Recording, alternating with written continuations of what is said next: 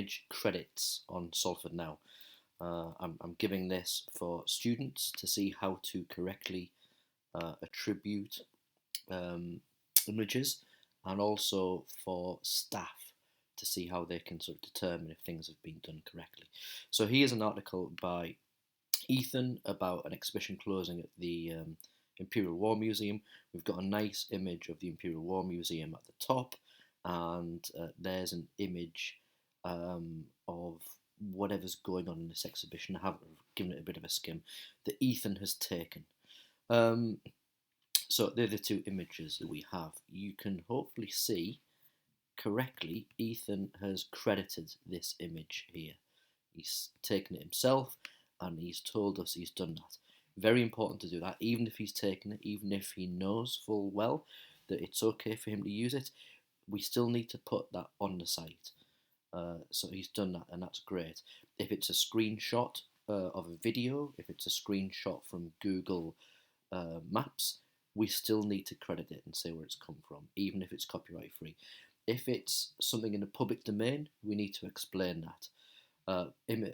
Examples of images in the public domain are shots released of bands by the record label. It can be quite hard to tell whether it's a record label image or not sometimes.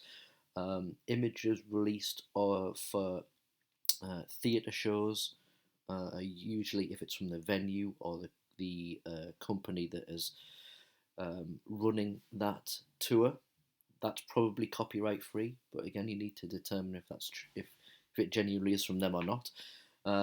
Shots from films or television series, usually public domain.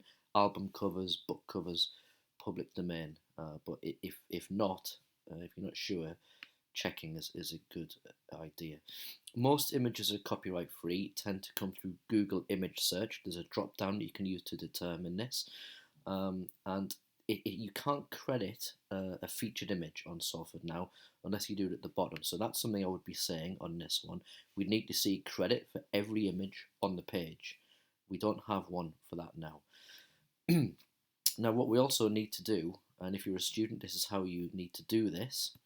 So I've got the article here, and I'm going to go into the back end in the CMS. I'm logged into Salford Now, so I can see all the stuff that I need to do.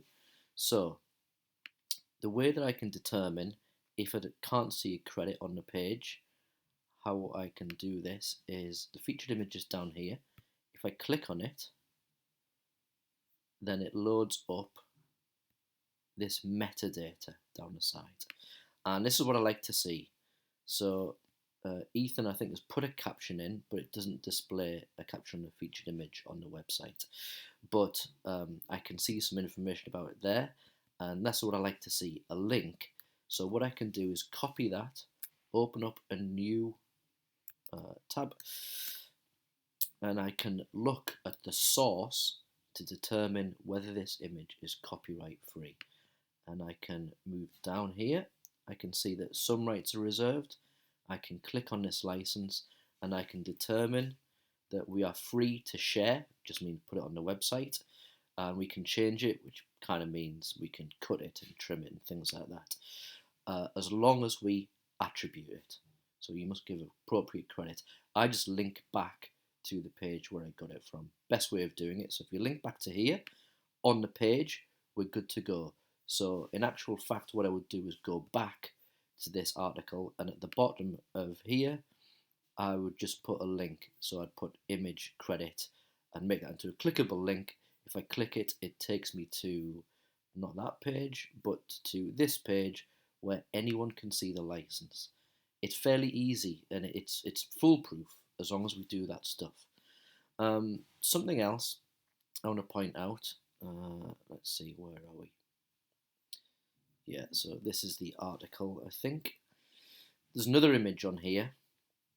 It doesn't work quite the same way when I'm trying to find information on that, which is annoying. But there we are. So here's the image. If I'm on the visual editor, I'll be able to see the image. If I'm on a text editor, you won't see the image, you'll just see the code that represents it. So we can see there's some metadata in there as well.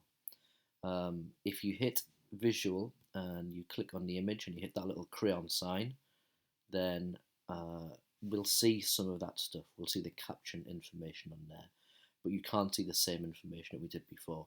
What you can do is, if you can see a word in this caption that you can recognise, then we can search for it in the media library. So I know that Ethan has written his name in there. So if I search for Ethan, then I should see that image, and then again I can see all the metadata. He's taken it himself.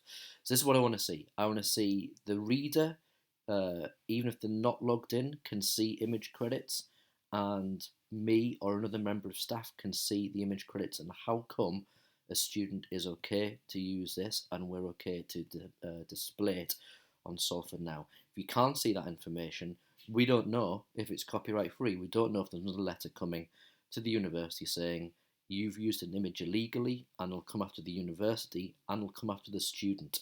So it's self-protection for everyone involved to get this stuff right. If you feel like you need more guidance on this or you're unsure about it, come and talk to me. There's also on my YouTube account, on my digital journalism playlist, there is, if I can find it, a guide on using the internet to find and use copyright-free images on there as well.